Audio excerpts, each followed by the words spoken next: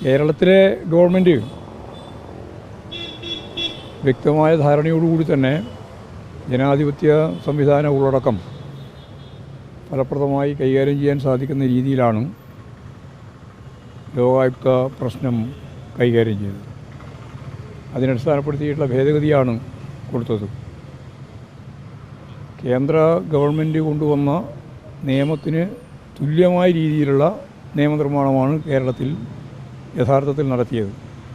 അതിന് ഗവർണർ അംഗീകാരം നൽകാതെ മാസങ്ങളും വർഷങ്ങളും പിടിച്ചുവെച്ച സന്ദർഭത്തിലാണ് സുപ്രീം കോടതി ഇടപെടലിൻ്റെ ഭാഗമായിട്ട് നിർബന്ധപൂർവം എന്തെങ്കിലും ഒന്ന് ചെയ്തേ പറ്റൂ എന്ന് വന്നപ്പോൾ ഒരു തരത്തിലും കേരളത്തിലെ ജനങ്ങൾക്ക് അനുകൂലമാവാതിരിക്കാൻ വേണ്ടി പ്രസിഡൻറ്റിലേക്ക് അയച്ചതാണ്.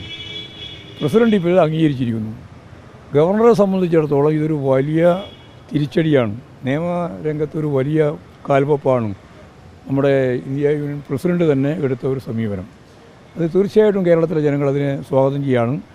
മറ്റ് വ്യാഖ്യാനങ്ങളൊക്കെ നൽകിയിട്ട് അവതരിപ്പിക്കുന്നതൊക്കെ തെറ്റായ നിലപാടാണ് എന്ന് കേന്ദ്ര ഗവൺമെൻറ്റിൻ്റെ സമീപനം വെച്ചുകൊണ്ട് അവരംഗീകരിച്ച നിയമത്തെ അടിസ്ഥാനപ്പെടുത്തിയിട്ട് അതിന് സാധ്യതയുണ്ട് എന്നുള്ളതുകൊണ്ട് ഇതിനും സാധ്യതയുണ്ട് എന്ന് ഇപ്പോൾ പ്രസിഡന്റ് അംഗീകരിച്ചിരിക്കുകയാണ്. വളരെ നല്ല ഒരു നിർദ്ദേശമാണ്, തീരുമാനമാണ് വന്നിട്ടുള്ളത്. അത് കേരളത്തിൽ ഫലപ്രദമായിട്ട് കൈകാര്യം ചെയ്യാൻ സാധിക്കും. എല്ലാറ്റിൻ്റെയും മേലെ അവർ തന്നെ തീരുമാനിക്കുക, അവർ തന്നെ അതിൻ്റെ അപ്പീലല്ല, ഗവൺമെൻറ് തന്നെയാണ് അതിൻ്റെ കൃത്യമായിട്ടുള്ള നിലപാട് സ്വീകരിക്കേണ്ടത് എന്ന ഭേദഗതി അംഗീകരിക്കപ്പെട്ടിരിക്കുന്നു എന്നുള്ളതാണ്. ബി ജെ പിക്കായിട്ടുള്ള തിരിച്ചടിയാണ്. ബി ജെ പിയും അതുപോലെ തന്നെ ബി ജെ പി മാത്രമല്ല ഇവിടുത്തെ കേരളത്തിലെ പ്രതിപക്ഷവും ഇതിനൊക്കെ എതിരായിട്ടുള്ള ഒരു നിലപാടാണ് സ്വീകരിക്കുന്നത്. അവരിനെ മുറിച്ചടിസ്ഥാനപ്പെടുത്തിയിട്ടല്ല, ഗവൺമെൻറ്റിനെതിരായിട്ടുള്ള നിലപാടാണ്.